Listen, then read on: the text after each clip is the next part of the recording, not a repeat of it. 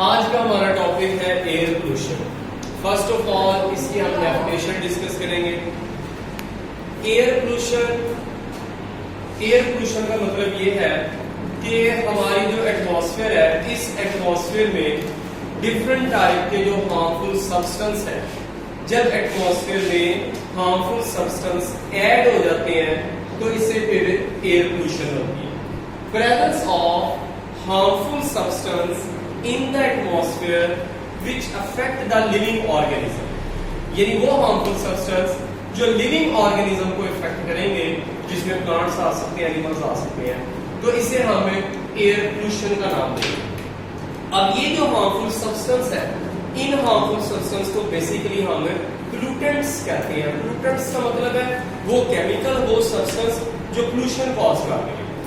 For example by the burning of the fossil fuel, fossil fuel जब इसकी burning होती है तो इससे कुछ पॉइजनस गैसेस रिलीज होती हैं, जैसे सल्फर के ऑक्साइड्स हैं, कार्बन के ऑक्साइड्स हैं, नाइट्रोजन के ऑक्साइड्स हैं, ठीक है। ये सारी गैसेस पॉइजनस हैं और ये एयर पोल्यूटेंट्स कहलाती हैं, जो कि एयर पोल्यूशन में रोल प्ले करती है।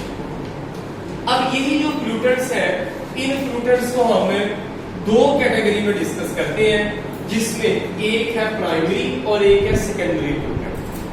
प्राइमरी पोल्यूटेंट वो पोल्यूटेंट्स होते हैं जो कि डायरेक्टली किसी सोर्स से रिलीज होते हैं, हो उन्हें हम प्राइमरी पोल्यूटेंट्स कहते हैं। जैसे सल्फर डाइऑक्साइड है, हाइड्रोजन सल्फाइड्स है, ये फॉसिल फ्यूल के मसलन कोई लकड़ी है, कोयला वगैरह जल रहा है तो उससे ये रिलीज होते हैं। ये डायरेक्टली उस सोर्स से रिलीज होके एटमॉस्फेयर में एंटर होते हैं, इसलिए ये प्राइमरी पोल्यूटेंट्स का। कार्बन के कंपाउंड्स हैं, ठीक है। ये कार्बन के कंपाउंड जैसे कार्बन मोनोऑक्साइड है या कार्बन डाइऑक्साइड है, गैसोलीन, उसकी जब इनकम्प्लीट कंबस्टन होती है तो ये डायरेक्टली एटमॉस्फेयर में जाके पोल्यूशन कॉज करते हैं। इसी तरह ये नाइट्रोजन के ऑक्साइड्स हैं। दूसरा सेकेंडरी पोल्यूटेंट, ये वो पोल्यूटेंट है जो प्राइमरी पोल्यूटेंट के केमिकल रिएक्शन से बनते हैं। प्राइमरी पोल्यूटेंट्स में जब केमिकल रिएक्शन होता है तो उससे जो बनेगा वो सेकेंडरी पोल्यूटेंट है। फॉर एग्जांपल जो प्राइमरी पोल्यूटेंट्स है उसमें जैसे कि ये नाइट्रोजन के ऑक्साइड्स है, ये प्राइमरी पोल्यूटेंट है। ये नाइट्रोजन के ऑक्साइड जब वेस्ट कार्बन से कंबाइन करेंगे, नाइट्रोजन के ऑक्साइड जब वेस्ट कार्बन से कंबाइन करेंगे तो फिर उससे बनेगा पर ऑक्सी एसिटाइल नाइट्रेट, ये सेकेंडरी पोल्यूटेंट है। इसी तरह क्लोरोफ्लोरोकार्बन्स है, ठीक है।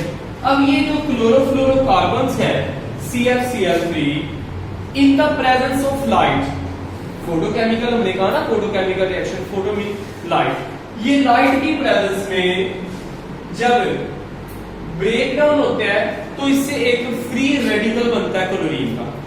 ये क्लोरीन का फ्री रेडिकल ओजोन को ब्रेक करता है, ये ओजोन O3 इसकी ब्रेकडाउन कर देता है, जो कि अब ये सेकेंडरी पोल्यूटेंट्स की कैटेगरी में आएगा।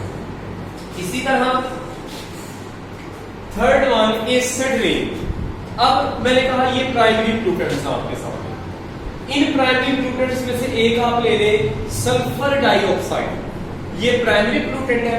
जब यही sulphur dioxide in water vapour से कंबाइन करती है तो सल्फ्यूरिक एसिड बनता है। अब ये सल्फ्यूरिक एसिड सेकेंडरी पोल्यूटेंट है। जब ये सल्फ्यूरिक एसिड रेन वाटर बारिश में मिक्स होगा तो इससे बन जाएगी एसिड रेन, जो कि प्लांट्स को, बिल्डिंग्स को डैमेज करेगी। Smoke again secondary pollutant. अब स्मोक जो है ये एक मिक्सचर है फॉग और स्मोक का। फॉग क्या है? फॉग बेसिकली वाटर वेपर्स है, जब हमारी इस एटमॉस्फेयर में कूल एयर और मॉइस्ट वार्म एयर जब ये आपस में कंबाइन करती हैं तो वाटर वेपर कंडेंस होके फॉग बना देती है। जब ये फॉग स्मोक से कंबाइन करेगा तो स्मोक बनाएगा। ये जो स्मोक है मुख्तलिफ जगहों से आ सकता है, जैसे फॉसिल फ्यूल की बर्निंग से आ सकता है, या फिर जो फार्मर्स हैं जब अपनी क्रॉप्स की हार्वेस्टिंग कर लेते हैं, उस हार्वेस्टिंग के बाद वहां पे जो स्टम्प्स मौजूद होती हैं, यानी कटे हुए कुछ पौधों के स्टम्प्स, उसमें तना, उसकी जड़ें वगैरह आ जाती हैं, जब उनको वो जला देते हैं तो उससे स्मोक बनता है, जो कि फोक से मिक्स होकर स्मोक बनाता है। ये स्मोक बहुत ज्यादा डेंजरस है, बहुत ज्यादा हार्मफुल।